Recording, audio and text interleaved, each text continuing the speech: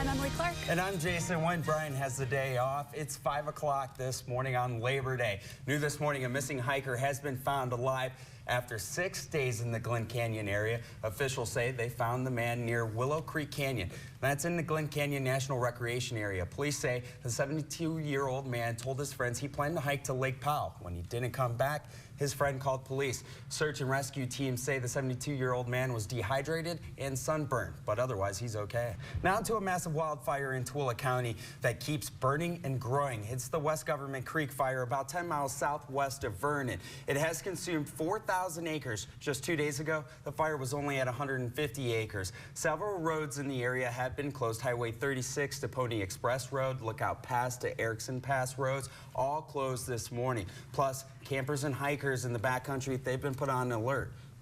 Right now we have 3 different hotshot crews. So far, the town of Vernon has not been evacuated. Officials say the fire was caused by a lightning strike. Now to another cause. Officials say humans started the Peterson Hollow fire that's burning up in Logan Canyon. Investigators say it was an abandoned campfire at a site that caused the fire. Now it's burned more than 1,200 acres. Firefighters say they have it at 100% containment.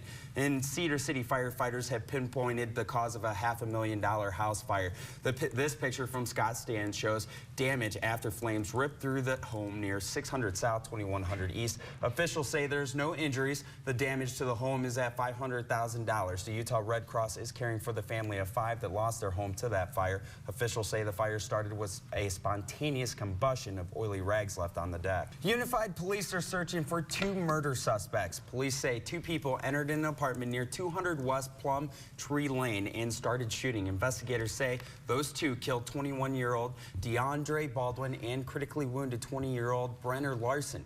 Police say the suspects are dangerous, but probably not a threat to the general public. It appears this may be just an isolated incident. Police say they don't have a good description of the suspects. They are asking people who know anything about this case to call the Unified Police Department. Now, some sad news over the weekend for 2 Utah climbers who went missing on a Pakistan mountain. Families of Kyle Dempster and Scott Adamson have called the search off for the 2 men. The world-class hikers were last seen and heard from during a bad storm in the mountain called Org 2. Now, Dempster was sponsored by Utah-based company Black Diamond. Last week, we talked to a friend who works there. We're going to get right to your breaking news overnight. At least 12 people have been killed in a string of bombings in Syria. It happened in the government territory and is home to a major Russian naval base. Officials say the attackers detonated 2 bombs at the entrance of the government stronghold of Tartus, killing 5 people. Now, a car bombing was followed by a suicide bomber wearing an explosive belt who targeted a large crowd. The suicide bomber killed 2 soldiers and injured 4 others. Another attacker detonated a motorcycle, killing 5 other people. There have been no immediate claims of responsibility for either blast. It's 5:33. Hermine may not be a tropical storm anymore, but officials want residents on the eastern seaboard to remain cautious. Reed Benyon has the latest details. An embarrassing setback for the world's biggest selling smartphone maker this morning. Samsung has issued a huge recall for the 2.5 million Galaxy Note 7s it has sold so far. The Note 7 was unveiled just a month ago. The tech company said Friday it found a problem with the battery in some of its phones. This comes after several claims that the Note 7 can catch fire while charging. Samsung is pausing sales of the device and it's taking a proactive approach to the problem by replacing the cell phones. Customers can exchange the current device for a new Note 7 this week or get a Galaxy S7 or S7 Edge.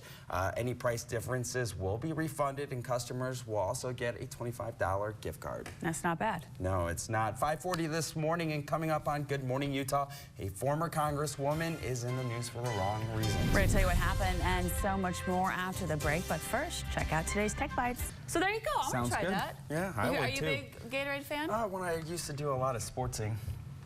Not so much anymore. You're right. You're right. There's a lot of calories in Gatorade, so if you're not physically active, maybe don't drink it. True. Welcome back, Utah. It's 5:52. There is a unique effort to attract tourists, a billion-dollar undertaking in one of the world's wealthiest cities. Dubai just opened up the world's biggest indoor theme park. The Emirate is banking on big thrills to boost tourism as oil prices plunge. CNN's John Jensen looks at the very serious business of fun under the sun. I think the whole Good Morning crew needs to go over there. You think so? Yeah, RDJ can buy us some tickets. I know he can. Maybe. We'll see. We'll see. That would be quite the experience. I don't think it's going to happen, but, you know, why not dream?